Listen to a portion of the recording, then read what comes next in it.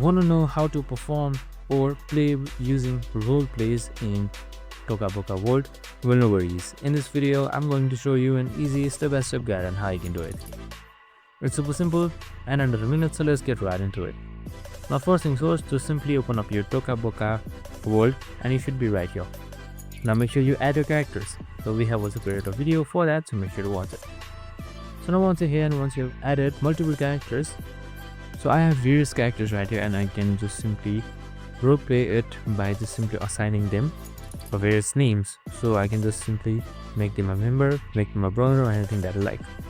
So I can explore around, add furnitures, just like chairs, and make one of them sleep, any one of them go to the kitchen, and etc. just like this right here. And that's it, super simple and easy. So I can just simply add furnitures and start role playing. I hope this video helped. If it did, make sure to like, subscribe, and tune in with us for more of these videos. See you in the next one.